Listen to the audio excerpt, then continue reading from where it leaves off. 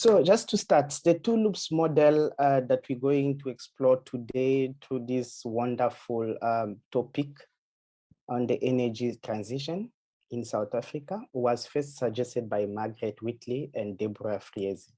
They're both from the Berkana Institute. This model is applied as a theory of organizational change, and in this context, as part of a transition process for systems change. The two loops model tells the story of how systems in general dies and how new systems emerge constantly. There is no system that lives forever. So when a system gets to its peak, it also enters its dying phase, giving space for a new system to emerge.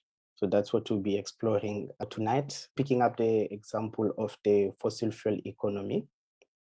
We all know that first oil was discovered, then we found we could use it as an energy source. And over time, the world economy was structured around fossil fuel. The fossil fuel economy has impacted also negatively the environment that everyone is now speaking about the need to transition to a green economy. So now, often in time, when we have a conversation about systems change, we always have to start by asking ourselves where we are in the timeline of that particular system. As systems ascend, they become more powerful and entrenched. As any living system, they end up collapsing also. Talking about the fossil fuel energy system, the people who hold this system up and fight to protect it are called stewards. At the top of their game, when they started with this whole system, life was great. The money was rolling and the economy was booming. And they try to maintain the system as best they can for what they feel is the greater good of the system they are saving. But the reality is that an interesting movement always happens right at the peak of every system, including the fossil fuel energy system. You will find that some people will drop out after realizing that fossil fuel is a limited resource. You can't rely on it forever. And these people are called pioneers. So they work out to start a new system.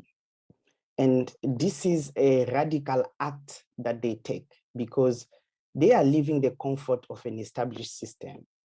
They look at the way things are and see that another way is possible. And this is how all systems eventually begin to deteriorate and start to lose their significance. As we said earlier on, we can only live off fossil fuel until it kills our climate, which we're already seeing, or we run out of it. So now what happens is these pioneers, they will start to connect to each other and build networks based on their common vision. Networks make it possible for people to find others engaged in similar work. So once they build a network, then they name themselves what they want to call themselves, like renewable energy, green economy, etc. Once connection happens on a regular basis and is centered around progressive action, a new system begins to emerge. And when this happens, the dominant system is inclined to self-preservation, obviously, like any living system. They don't want alternatives. So it's important to acknowledge that when we talk about these transitions, different kinds of debates are often, and most of them are highly political, but we really can't deny the fact that change eventually happens. So something that we can't really stop.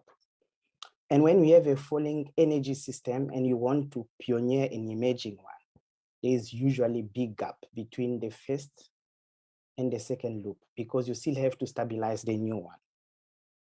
In doing so, you need to ask yourself as a systems changer or facilitator, how do you capture and host the number of people who are falling out of the dominant system? How do you provide care and compassion to those who are dying? And we call this hospicing or hospice work. An example could be to avoid job losses to a large number of people employed in the coal sector. There's a need for investment in skills development to support the emerging energy system. And this happens while innovators are pioneering the emergent system to become robust.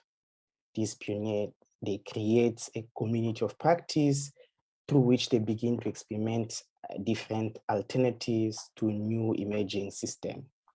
They use this community to share what they know, to support one another, and to intentionally create new knowledge for their field of practice.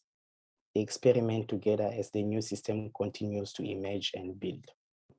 It's also a place to nourish the system, as you can see, so it can keep growing, because we all know that new system needs time, space, money, expertise, skills, etc.